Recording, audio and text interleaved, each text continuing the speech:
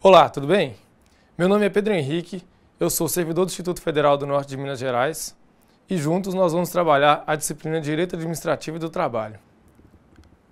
Para que nós possamos iniciar o estudo do direito, nada mais justo do que começarmos a tratar dos conceitos básicos que permeiam a ciência do direito. E o que seria mais básico do que conceituar o próprio direito? Você já se perguntou isso? O que é direito, afinal de contas? Parece uma pergunta fácil de responder, mas vários são os estudos sobre esse assunto. É claro que existe um conceito básico, que é o que consta no nosso caderno didático, e é em cima dele que nós vamos trabalhar. No nosso caderno didático, nós temos o direito conceituado como o conjunto de regras de caráter obrigatório que disciplinam a convivência humana. Não vai ser necessário a gente se aprofundar demais nesse tema.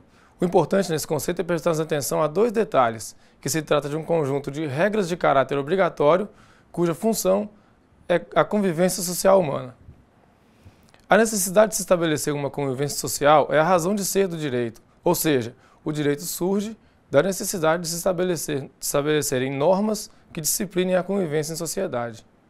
Essas normas, que são as tais regras de caráter obrigatório, são chamadas normas jurídicas. Vamos falar agora um pouco sobre as normas. A existência social é baseada em relações. Essas relações são criadas e organizadas com base em normas. Existem várias espécies de normas. Nem todas estão relacionadas diretamente ao direito. Existem normas éticas, morais, religiosas. No seu caderno didático, você tem exemplos e características dessas normas. Vale a pena dar uma lida. Mas o que realmente interessa aqui é saber o que diferencia a norma jurídica das outras espécies de normas. Existem três características que são peculiares à norma jurídica. Uma ou outra norma não jurídica pode apresentar alguma dessas características, mas só a norma jurídica apresenta sempre essas três. A primeira delas é coercibilidade. Mas o que é coercibilidade? Coercibilidade é a maneira com que se torna uma norma obrigatória. É a atribuição de uma sanção que será imposta pelo Estado ao não cumprimento da norma. Pegando, por exemplo, você sabe que não pode roubar. Mas mesmo assim, algumas pessoas se sentem inclinadas a fazer isso. Para tornar efetiva essa norma, o Estado impõe uma pena a quem pratica essa conduta.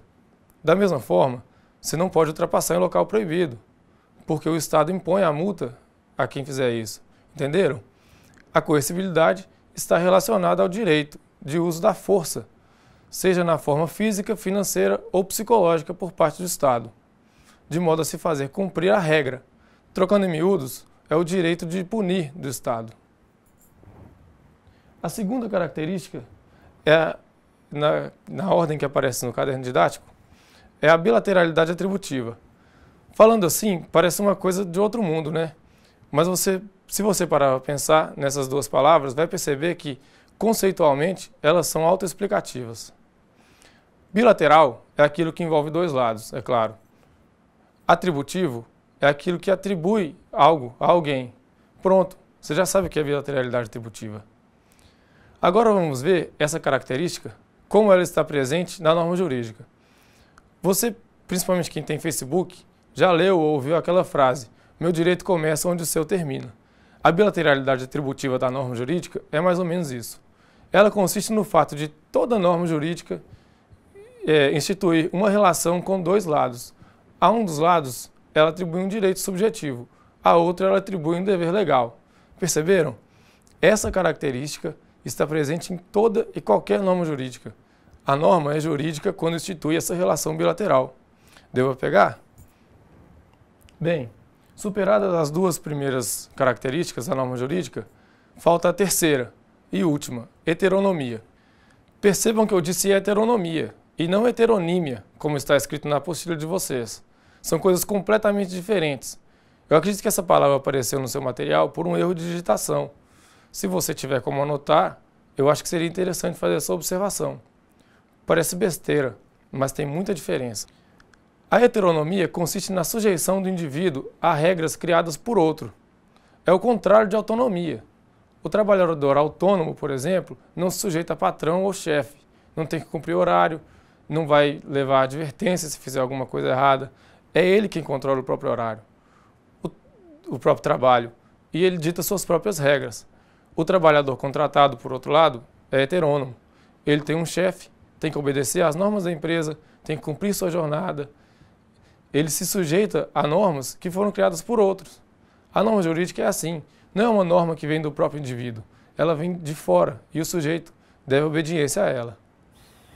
Bom, nós já sabemos que a norma jurídica, que é a base do direito, é dotada de coercibilidade, bilateralidade atributiva e heteronomia. Mas de onde ela vem? Onde nasce o direito e a norma jurídica? No próximo ponto da nossa aula, nós vamos falar sobre as fontes do direito. Primeiro, o que são fontes do direito? Fonte é o local onde nasce alguma coisa. No caso do direito, a fonte é a que nós recorremos quando da aplicação do direito. Primeiro, o que são as fontes do direito? Fonte é o local onde nasce alguma coisa. No caso do direito, a fonte é a que nós recorremos quando da aplicação do direito. As fontes do direito podem variar em importância, conforme o sistema jurídico utilizado. No caso do Brasil, a fonte primária em nosso ordenamento jurídico é a lei. É a ela que o juiz, como principal operador do direito, no nosso modelo de sociedade, recorre quando tem diante de si um conflito para ser resolvido. Por esse motivo, a lei é, no ordenamento jurídico brasileiro, considerada a fonte imediata do direito. Vale lembrar que essa lei a que eu me referi é aquela norma jurídica que foi criada pelo Poder Legislativo e que tem aplicabilidade ampla e isonômica a todos os membros da sociedade. Acontece que a lei possui lacunas. É nessas lacunas que aparecem as fontes secundárias do direito. A classificação das fontes e até mesmo o que é ou não é considerado fonte pode variar de acordo com o autor que você utilizar para estudar. No nosso material, o professor reuniu aquelas que são consideradas pela lei ou pela maioria dos autores. São elas: analogia,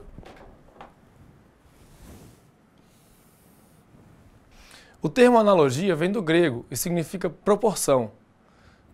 Pressupõe uma relação de semelhança entre duas coisas que, na essência, são diferentes. No caso do direito, aplique-se a analogia. Quando não havendo norma que discipline a situação de fato, buscamos a solução em uma norma que, embora não se aplique especificamente no caso em questão, disciplina uma situação que guarda semelhança com o caso concreto. Outra fonte secundária do direito brasileiro são os costumes. O direito, como é hoje, surgiu de uma sociedade que tinha como fonte primária os costumes. Antes da criação das leis, tudo o que se entendia por norma era baseado nos costumes. Em alguns países, os costumes ainda possuem relevância igual ou maior do que a lei, mas não é esse o caso do Brasil. Aqui, obviamente, muitas normas legais que regem o nosso comportamento social foram criadas com base nos costumes. Entretanto, como já se encontra no ordenamento jurídico, deixa de ser considerado costume, agora é lei. O costume, pode-se dizer, é o direito não escrito, por isso é fonte do direito. O exemplo do cheque predatado é clássico. Você não vai encontrar uma lei, nem mesmo na que regula os títulos de crédito no Brasil, mas todo mundo usa, todo mundo aceita e é perfeitamente aceito pela sociedade. Agora, tudo tem suas limitações. O costume, aceito como fonte do direito, é algo não previsto e, ao mesmo tempo, não defeso, isto é, não proibido pela lei. Um exemplo disso é a Farra do Boi, uma festa tradicional de Santa Catarina, apesar de ser costume local, consolidado, praticado há décadas. O Supremo Tribunal Federal, em 1998, considerou ilegal e proibiu a realização dessa festa. Nesse caso, o costume foi considerado contrário à lei, devido aos maus tratos sofridos pelos animais durante a festa. Outro caso que todo mundo conhece é o jogo do bicho. Ambos os casos que eu apresentei ainda são praticados, embora na clandestinidade. Dito isso, passemos para analisar mais uma das fontes do direito, que é a jurisprudência. Você com certeza já ouviu, falou ou leu essa palavra, mesmo que não saiba o que significa. Mas então, o que é jurisprudência? Jurisprudência é o conjunto de decisões reiteradas de um tribunal sobre uma determinada matéria. Quando um tribunal decide de uma maneira em uma determinada situação, toda vez que ele se depara com uma situação semelhante, tende a decidir da mesma maneira. Essa repetição de decisões iguais, em situações iguais, cria jurisprudência. Ela é fortemente utilizada pelos operadores do direito como fonte. Prova disso são as súmulas. Você já deve ter ouvido essa palavra. As súmulas são a jurisprudência consolidada de um tribunal. Depois de deparar por diversas vezes com a mesma situação, o tribunal decide editar uma súmula. Essa súmula passa a ter uma relevância muito grande e influenciando nas decisões a serem tomadas a partir daí. A última e um pouco mais controversa fonte que nós vamos trabalhar é a doutrina. O termo doutrina, genericamente, pode ser definido como um conjunto de ideias básicas contidas no sistema filosófico. No caso do direito, é exatamente isso. A doutrina é a base científica do direito. É o fruto do estudo, da pesquisa e do empenho e da dedicação de estudiosos respeitados no meio jurídico. No caso do direito administrativo, por exemplo, dois grandes doutrinadores, sempre muito lembrados, são Maria Silvia Zanella de Pietro e Eli Lopes Meireles. Mas é claro que existem muitos outros e continuam surgindo. Um entendimento consolidado por estudiosos respeitados, como os que eu acabei de mencionar, serve muitas vezes como base para os operadores do direito. Eu disse antes que ela é um pouco mais controversa, porque alguns estudiosos não a consideram como fonte do direito, por não possuir a força necessária para ser comparada a uma estrutura normativa. É meio contraditório, mas existem doutrinadores que não consideram a doutrina como fonte do direito. Bem, com isso, finalizamos a nossa passagem pelas fontes do direito. Agora que vocês já sabem o que é, de que é feito e de onde vem o direito, vamos começar a falar um pouco mais sobre ele. Vamos falar sobre a divisão clássica do direito em público e privado. Essa parte é curta, mas é importante.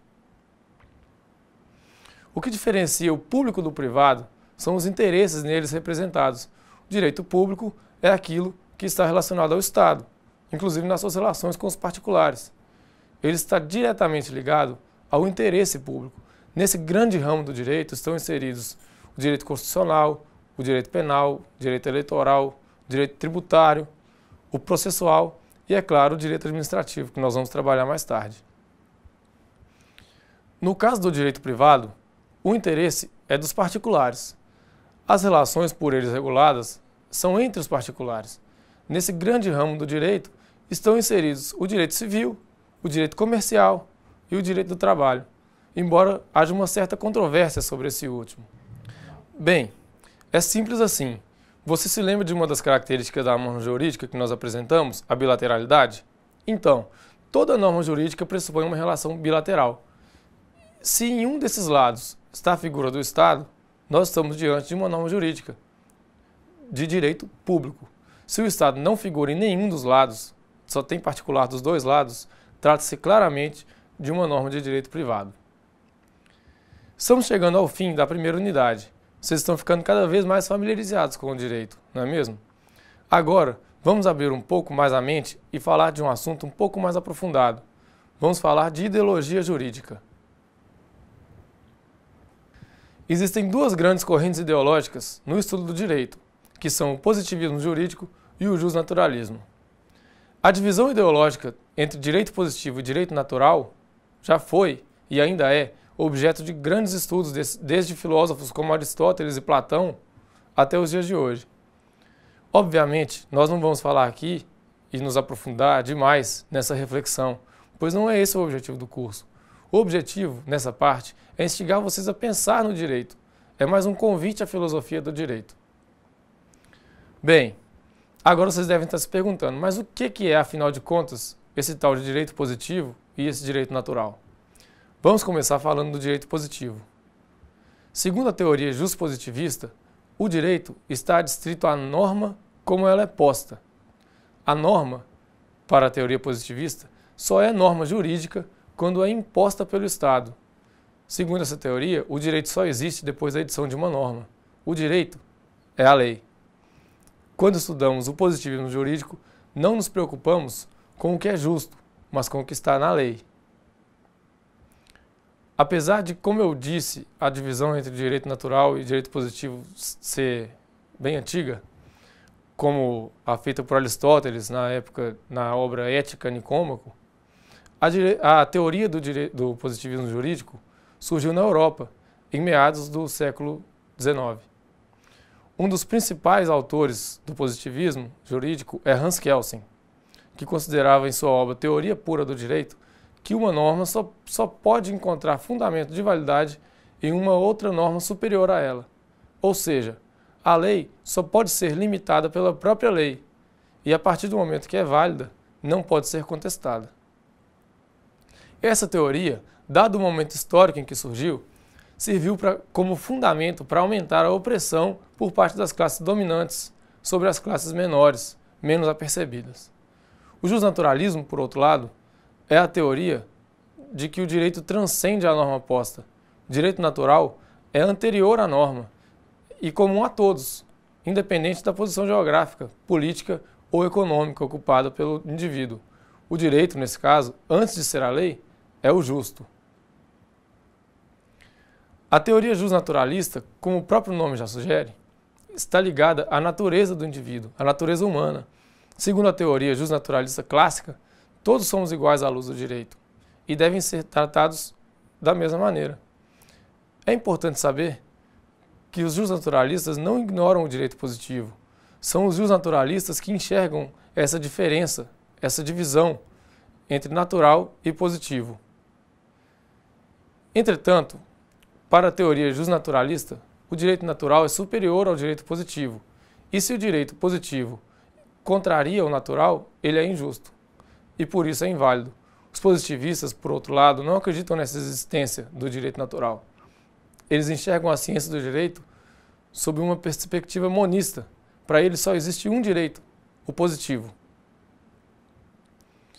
Feito esse contraponto entre direito positivo e direito natural, é normal que você esteja se perguntando, qual é melhor? Mas não se trata do melhor ou do pior.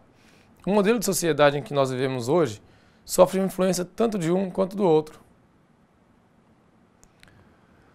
Bom, chegamos ao fim da unidade 1. Vocês já foram apresentados ao direito, já conhecem as normas, as fontes, já sabem diferenciar direito público de privado e direito positivo de direito natural.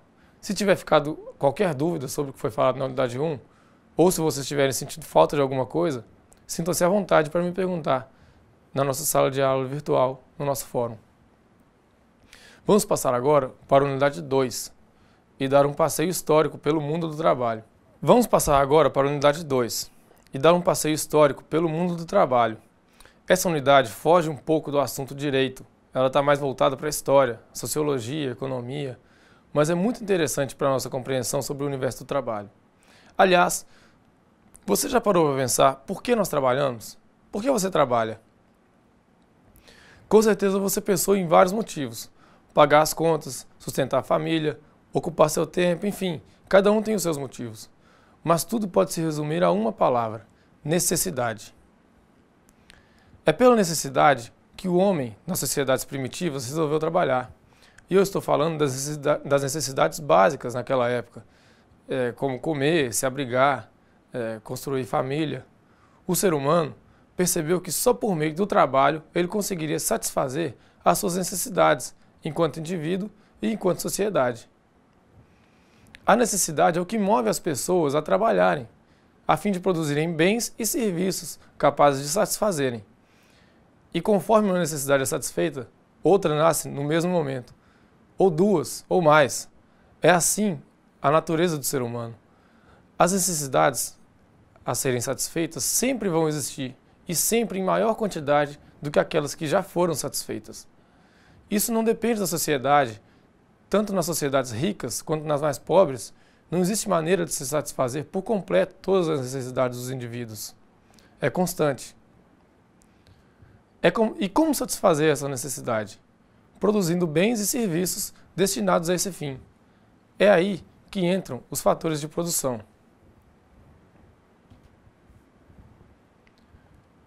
Eles são um recurso necessário para esse processo e são divididos em três grandes categorias: terra, trabalho e capital.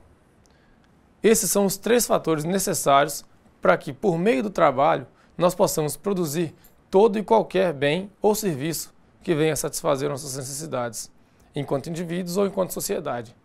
Vamos falar um pouco sobre cada um deles. Terra.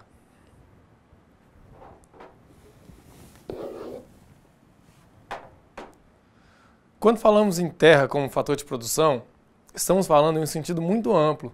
São todos os recursos naturais que são utilizados como subsídio ou como matéria-prima para a produção. O próximo que nós vamos falar é o trabalho.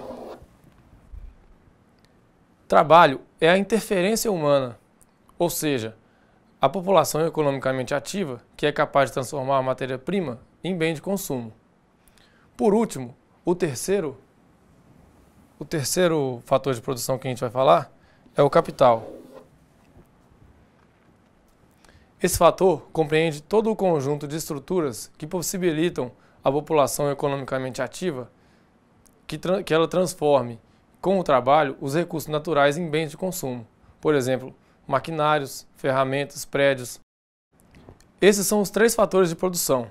A partir desses fatores, o recurso natural passa pelo processo necessário para se tornar um bem capaz de satisfazer as necessidades da sociedade. A combinação do fator humano com os fatores terra, trabalho e capital é chamada forças produtivas.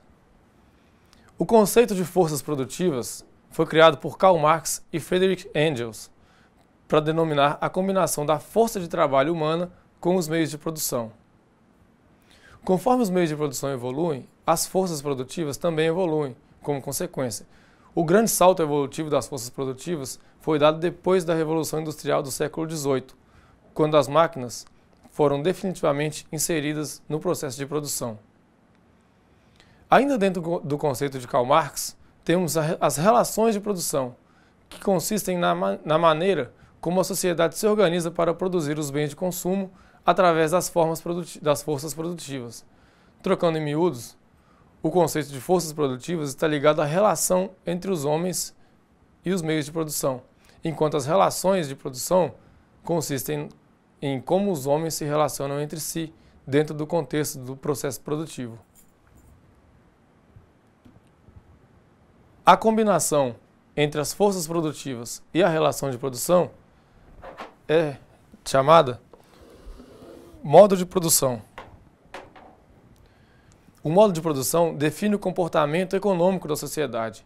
Nós vamos estudar agora os principais modos de produção que surgiram ao longo da história, começando pelo modo de produção primitivo.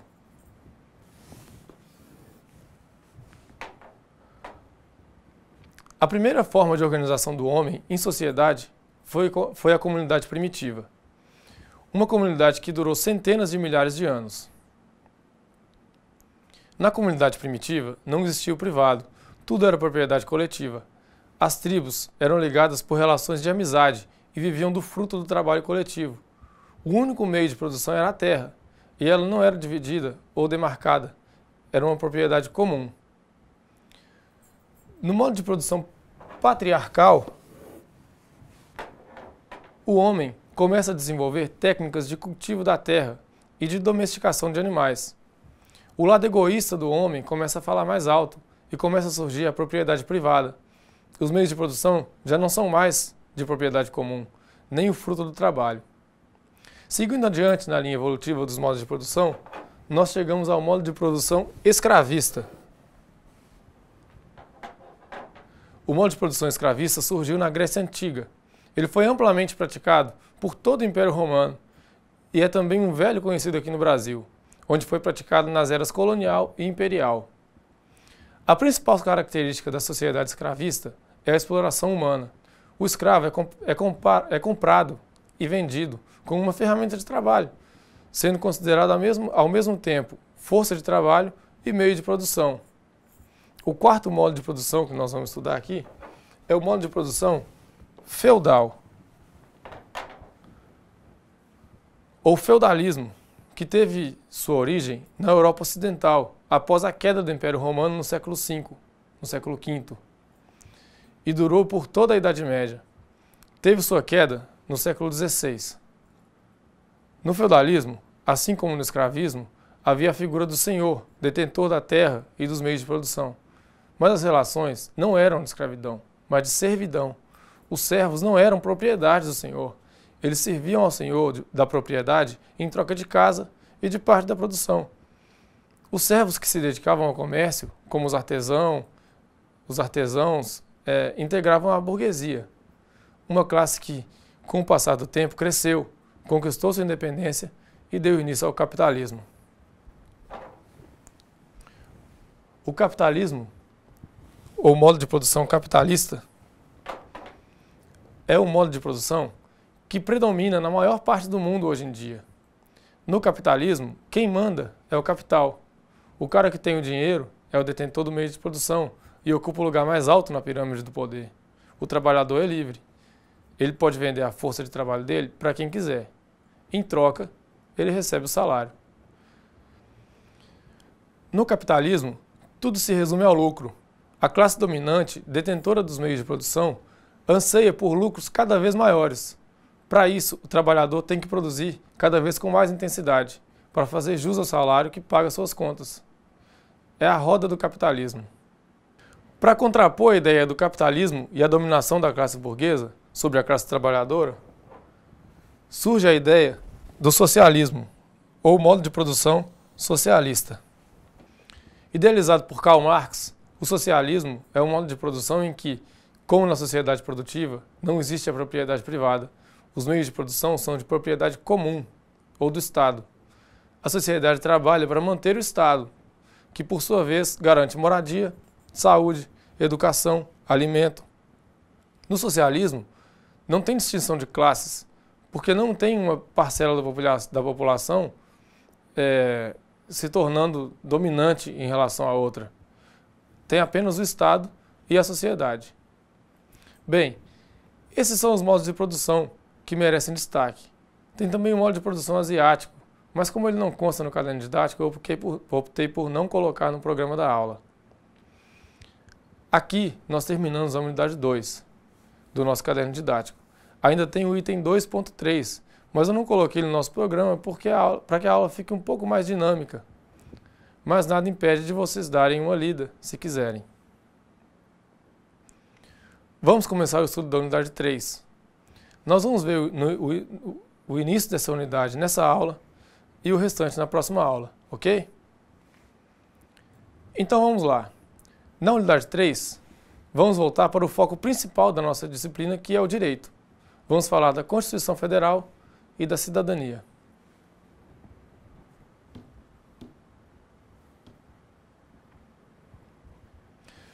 Você sabe o que é ser cidadão? Você se considera um bom cidadão?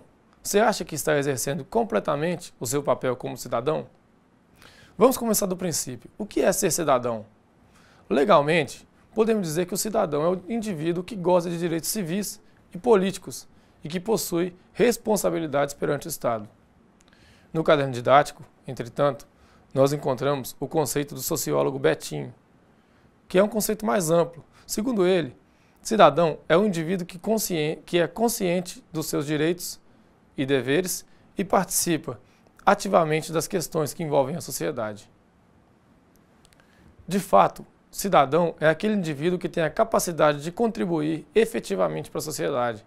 O cidadão desempenha um papel na sociedade. Ele não só exerce os direitos, mas garante os direitos dos seus semelhantes. A cidadania é essa faca de dois gumes. Por um lado, o cidadão tem direitos, que devem ser respeitados pelo Estado. Pelo outro, o cidadão tem um dever a cumprir perante o Estado, perante a sociedade, o dever de participar. O indivíduo é um cidadão ativo quando ele participa das decisões sobre as quais ele tem o direito ou o dever de opinar. Por isso, é muito importante termos ciência dos nossos direitos e deveres, para que possamos exercer por completo o nosso papel como cidadãos. Como eu expliquei mais cedo, o homem vive em sociedade desde os tempos mais antigos. Mas a vida em sociedade pode ser um caos, caso não exista um conjunto de regras de conduta a ser obedecido por todos os membros, para estabelecer a ordem social. Portanto, para que os membros de uma sociedade gozem do benefício da ordem social, da ordem e do bem-estar social, eles abrem mão de uma certa liberdade para obedecer a um regime de regras. Esse regime é, geralmente, estabelecido por um governo.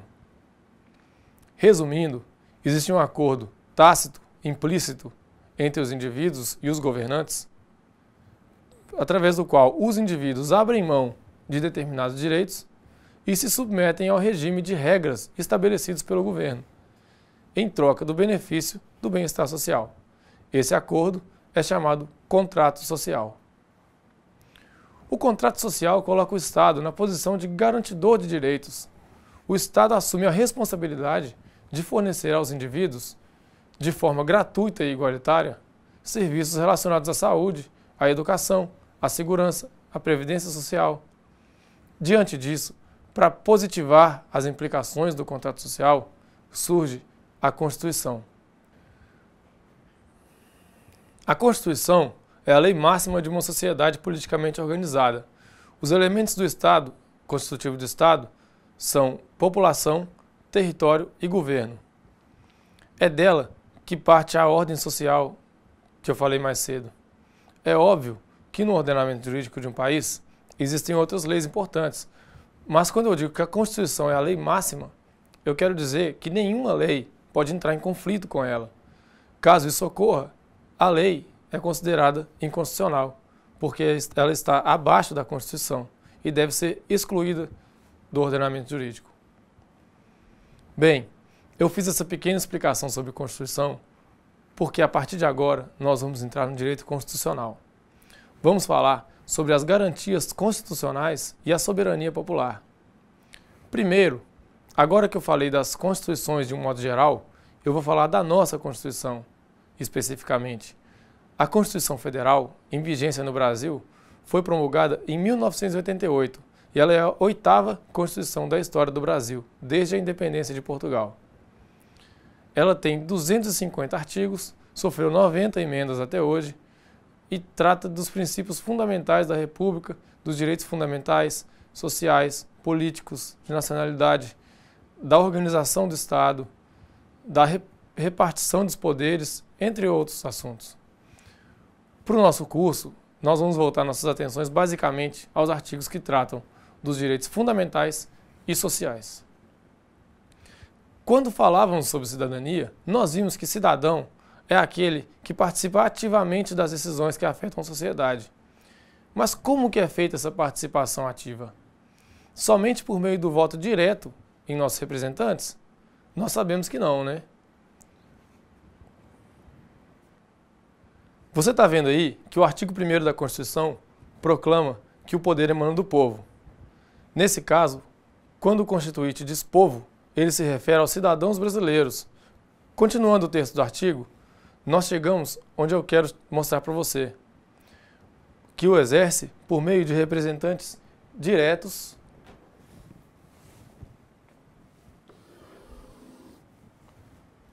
de representantes eleitos ou diretamente. É aí que eu queria chegar.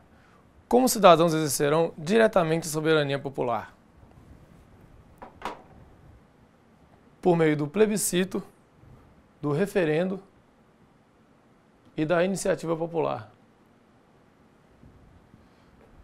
Pelo menos os dois primeiros você já conhece, né? Mas você sabe distinguir um do outro? Se não sabe, não se preocupe. A maioria das pessoas confunde plebiscito e referendo. E tem muita gente que, mesmo não confundindo, não sabe dizer qual é a diferença. Vamos começar pelo plebiscito. Alguns de vocês devem se lembrar do plebiscito que aconteceu no Brasil em 1993, quando a população foi consultada sobre o sistema e a forma de governo do país.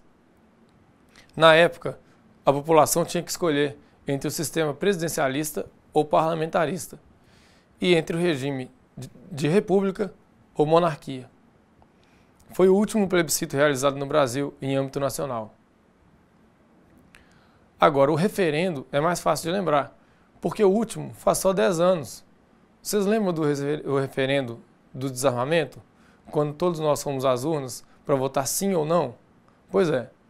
Agora a diferença Vamos à diferença entre eles. O plebiscito é uma consulta prévia ao povo sobre uma questão específica de grande relevância para a nação. A diferença para o referendo é que no referendo a consulta é feita depois da elaboração da lei. Quando nós votamos no referendo do desarmamento, a lei já tinha sido criada, ela já existia. A gente precisava votar a vigência da lei. Por outro lado, o plebiscito é feito antes da criação do ato normativo ou administrativo. No caso de 93, se a monarquia tivesse ganhado, as leis instituidoras da monarquia ainda iriam ser elaboradas. Essas são as duas formas de participação popular que dependem de convocação do governo. Nessas duas hipóteses, nós votamos e participamos das decisões, mas precisamos que o Estado tenha a iniciativa da convocação a plebiscito ou a referendo. A iniciativa popular é bem diferente. Primeiro, porque ela parte do povo para o governo, e não o contrário. Depois, que ela não é uma consulta sobre uma determinada lei. A iniciativa popular é um instrumento pelo qual os cidadãos enviam um projeto de lei para ser votado no Congresso. Para que um projeto de lei seja remetido para votação por meio da iniciativa popular, precisa ter a assinatura de pelo menos 1% dos eleitores do país, divididos em no mínimo 5 estados. Essa é a forma mais direta de atuação do povo nas tomadas de decisão do Estado. Bom, já vimos as 3 formas de exercício pelo povo do poder a ele investido pela Constituição. Vamos dar uma passada pelos direitos e garantias fundamentais assegurados ao povo pela Constituição. Os direitos e garantias fundamentais são uma conquista da Revolução Francesa. Por meio deles, o Estado cumpre a sua parte no contrato social, assegurando ao povo direitos como igualdade, liberdade, segurança, propriedade. E é exatamente isso que nós encontramos já no caput do artigo 5º da Constituição. Antes de continuar a falar sobre o artigo 5º, pode ser que alguém tenha ficado se perguntando o que é caput. Eu vou explicar. A Constituição, assim como todos os documentos legislativos do Brasil, é dividida em artigos. Os artigos são divididos em caput, incisos e parágrafos. E os incisos são divididos em alíneas. Como que a gente identifica cada um deles na leitura do texto de lei? Bem, os artigos não são difíceis de identificar. Eles já vêm com a abreviação art na frente, por exemplo, no artigo 5º. O texto que vem logo após esse número é o caput, esse texto aqui. A palavra caput significa cabeça em latim. Os incisos, eles vêm numerados como algarismos romanos, igual esse aqui. Esse aqui é o inciso 28 do artigo 5º da Constituição. No caso do artigo 5º, são 78. Alguns incisos são divididos em alíneas, que são identificadas por letras. No caso do inciso 28, eu coloquei ele aqui porque ele tem a linha A. Por último, os parágrafos, que são identificados com números ordinais, por exemplo, primeiro, segundo, terceiro. Eles vêm com um símbolo como esse aqui, ó, na frente. Bem, agora vai ser mais fácil para vocês identificarem quando eu disser caput, inciso, parágrafo ou alínea. O caput do artigo 5º começa dizendo o seguinte: todos são iguais perante a lei. Esse é o princípio básico de uma democracia, o direito à igualdade. Ainda no caput, nós temos a garantia do direito à vida, à liberdade, à segurança e à propriedade. Essas e outras garantias são trabalhadas nos 78 incisos que se seguem no caput, no inciso 5º. Eu gostaria de falar de cada um aqui com vocês, mas para isso a gente ia precisar de uma aula inteirinha só para isso. No caderno didático, vocês encontram uma tabela com alguns dos incisos que merecem destaque. Eu recomendo a leitura desse quadro. E quem tiver a possibilidade, eu recomendo a leitura completa do artigo 5º. Se quiser, pode esticar até o artigo 14. São artigos que vale a pena conhecer. Eu só queria fazer uma observação quanto ao quadro do caderno didático. Outra vez, eu preciso fazer uma correção de uma palavra errada, que eu acredito que foi fruto de uma falha de digitação. no último quadrinho da tabela, onde está escrito mandato de segurança, com T, risquem a palavra mandato e escrevam mandado, com D. É só uma letra, mas muda todo o sentido da palavra. Agora que nós já falamos sobre os direitos e garantias individuais e coletivos no artigo 5º, vamos falar sobre os direitos sociais, que nós encontramos na Constituição no artigo 6º ao 11 e mais na frente no título 8, quando trata da ordem social.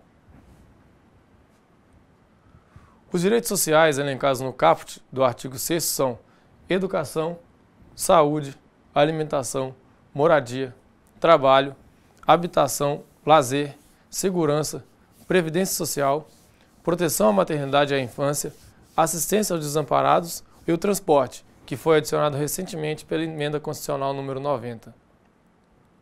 Os direitos sociais são os direitos que visam a promoção da igualdade material, por meio da atuação do Estado, para que as pessoas possam usufruir igualmente dos direitos fundamentais.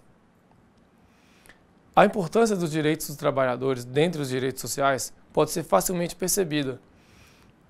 Vejam que, no capítulo em que ela trata dos direitos sociais, após elencá-los no artigo 6º, é dos direitos dos trabalhadores que ela trata no artigo seguintes.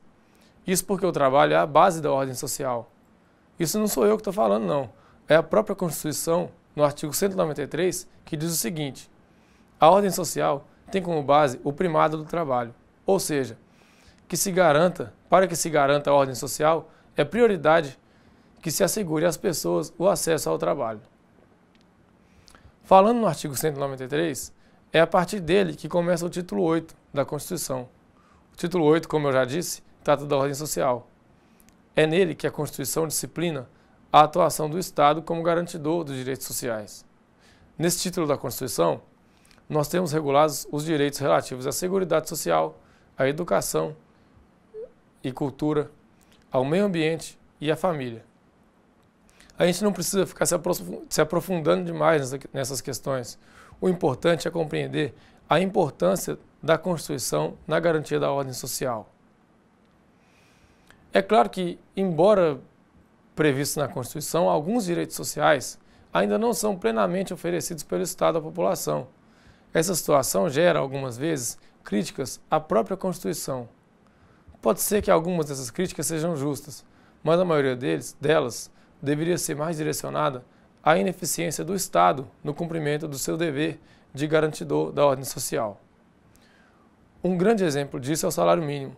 No inciso 4º do artigo 7º, temos que o salário mínimo deveria atender às necessidades básicas do trabalhador e de sua família, como moradia, alimentação, educação, saúde, lazer, vestuário, higiene e transporte. Convenhamos, é praticamente impossível você conseguir isso tudo com R$ 788 por mês, que é o valor do salário mínimo atual. Mas não para por aí, e cabe a nós lutarmos pela garantia dos nossos direitos sociais. Por isso, esse conhecimento é tão importante, para que saibamos o que buscar e como buscar, e na condição de educadores, transmitir esses valores para as futuras gerações. É muito importante. Vamos falar agora sobre os direitos dos trabalhadores. O artigo 7º da Constituição assegura aos trabalhadores brasileiros alguns direitos, como salário mínimo, jornada de trabalho, fundo de garantia por tempo de serviço, férias, 13º salário, dentre outros. Esses direitos, além de outras questões que dizem respeito às relações de trabalho, são regulamentados pela Consolidação das Leis do Trabalho, a CLT, que é uma lei que está em vigor desde 1943. Vamos começar a falar sobre alguns pontos importantes do direito do trabalho. Identificação profissional. A identificação do trabalhador é feita pela Carteira de Trabalho e Previdência Social, que é expedida pelo Ministério do Trabalho e Emprego. A assinatura da Carteira de Trabalho é obrigatória para o exercício de emprego de qualquer natureza. Trata-se de um direito do trabalhador e uma obrigação do empregador, pois a partir da assinatura desse documento, o empregado passa a ser titular de direitos como o seguro-desemprego, FGTS, benefícios do INSS. Outra importância da assinatura da carteira para o empregado é a formalização de algumas questões relativas à prestação de serviços, como a jornada de trabalho, o salário, as férias. Tudo isso tem que ser anotado na CTPS pelo empregador. É preciso que uma coisa fique bem clara: a anotação da CTPS é direito de todo empregado, independente da natureza do serviço. Tanto urbano quanto rural, quanto doméstico, tem direito à anotação da CTPS. Até mesmo o contrato temporário deve ser anotado na CTPS. Além das anotações da CTPS, é necessário que o empregador tenha um registro de empregados, seja em livros, fichas ou registros eletrônicos. Essa obrigatoriedade é para que haja um controle por parte do Ministério do Trabalho e Emprego, e a falta dele pode implicar em multa ao empregador. Vamos agora passar ao próximo ponto importante do direito do trabalho: a duração da jornada de trabalho. O artigo 7º da Constituição, no inciso 13, estipula que a duração do trabalho normal não deve ser superior a 8 horas diárias e 44 semanais, podendo ser feita compensação de horários e redução da jornada, mediante acordo ou convenção coletiva. Isso vale para o trabalho de qualquer natureza, seja urbano, rural ou doméstico. Quando o trabalho é realizado em turnos ininterruptos, de revezamento, como o trabalho do telemarketing, por exemplo, a jornada passa a ser de 6 horas. Sempre que a jornada de trabalho for superior a 6 horas, o empregado ele vai fazer jus a um intervalo. Ele se chama intervalo intra-jornada, que deve ter a duração mínima de 1 hora e máxima de 2 horas. Se a jornada for menor que 6 horas, aí o intervalo diminui também, é de 15 minutos. Além desse intervalo, durante a jornada, tem também um intervalo que é chamado interjornada. Ele é o período entre o final de uma jornada e o início da outra. Esse intervalo, segundo a CLT, deve ser de no mínimo 11 horas. Outra observação que eu preciso fazer para vocês sobre a duração do trabalho é a respeito do trabalho noturno. Sempre que for exigido o trabalho noturno, o empregado tem o direito a receber um adicional, que é de 20% sobre o valor da hora trabalhada. O período em que o trabalho é considerado noturno é entre 22 e 5 horas, mas tem um detalhe importante: a hora noturna é reduzida, contando como hora o período de 52 minutos e 30 segundos. Bem, sobre duração do trabalho, é isso. Vamos agora falar de uma coisa importantíssima: a remuneração. Esse assunto é tratado no caderno didático separado em alguns pontos, sobre os quais eu vou falar um pouco, tentando simplificar a compreensão. Primeiro, é claro, quando se fala em remuneração, a primeira palavra que vem à cabeça é salário. O salário é a contraprestação paga pelo empregador em troca da força de trabalho emprestada pelo empregado. Não se pode confundir salário com remuneração. A remuneração é o salário mais somado ao que o empregado recebe a título de gorjeta. O salário é composto, além da quantia fixa estipulada, pelas comissões, porcentagens e gratificações ajustadas, diárias de viagens e pelos abonos pagos pelo empregador. Parece uma lista difícil de lembrar, né?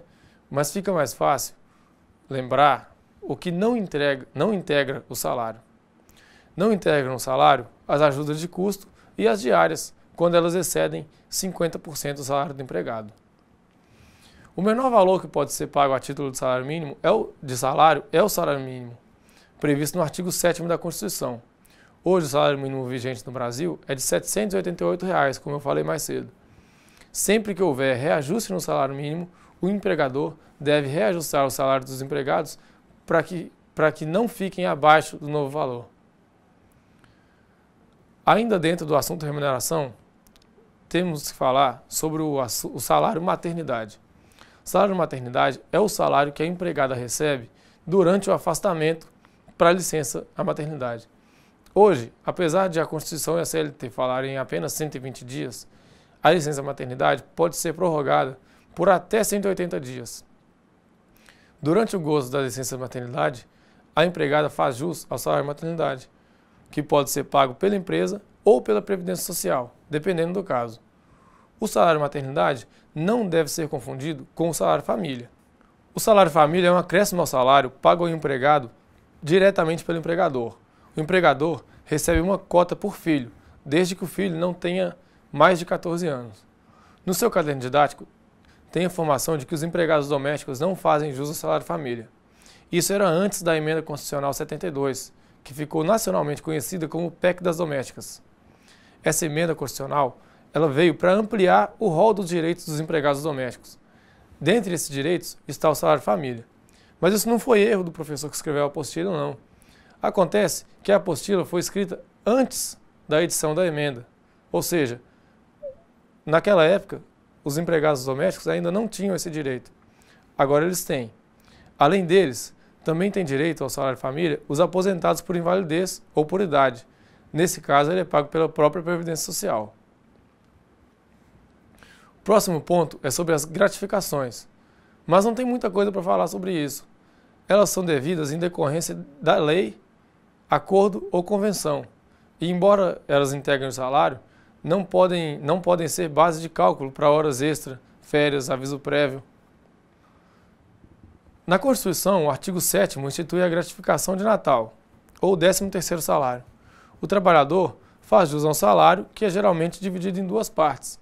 Esse salário é quantificado somando-se 1/12 do salário mensal por mês trabalhado, em um período de um ano. Muito se falou esse ano que o 13º salário seria extinto. Algumas pessoas ficaram alarmadas, indignadas com esse boato. Mas confia em mim, é mais fácil a monarquia voltar do que o 13º salário acabar.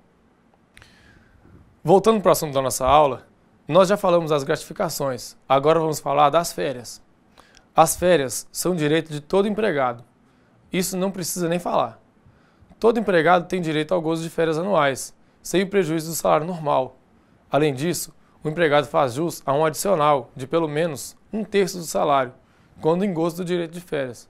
É o famoso terço de férias. O empregado só tem direito ao gozo das férias depois de um ano na empresa. Esse ano que ele tem que trabalhar para ter direito às férias é denominado período aquisitivo.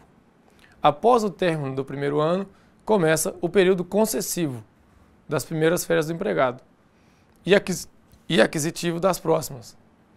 É um ciclo. O período concessivo das férias a que ele já tem direito é, ao mesmo tempo, o período aquisitivo das próximas férias. Normalmente, o empregado faz jus a 30 dias de férias por ano. Conforme o número de faltas injustificadas durante o período aquisitivo, o período de férias dele vai diminuindo, até chegar ao cúmulo de, se ele faltar mais de 30 dias em um ano, ele não ter direito a férias nenhuma. Se o empregado for demitido antes do término do período aquisitivo, ele recebe as férias proporcionalmente ao tempo que ele prestou serviço ao empregador. Para fechar a conversa sobre remuneração, uma pequena explicação sobre o FGTS. Desde o primeiro dia no emprego, o empregado passa a ter direito ao Fundo de Garantia por Tempo de Serviço. Com isso, o empregador tem a obrigação de depositar todo mês na conta do FGTS do empregado o equivalente a 8% do salário dele. Esses 8% são contabilizados com base no salário, mas isso não quer dizer que eles são descontados dele. Quem paga é o empregador.